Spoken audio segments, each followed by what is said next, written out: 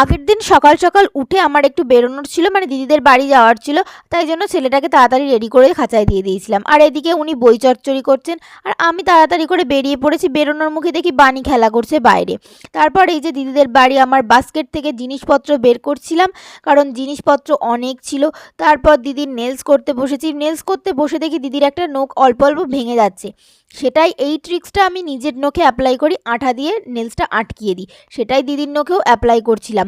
তো তারপর দিদির নখটা যেই আঠা দিয়ে মোটামুটি আটকানো হয়ে গেল, তারপর ঘষে টষে মানে ফাইল টাইল করে আর কি নেলস করতে স্টার্ট করে দিই। ওদিকে উৎস আসছিল।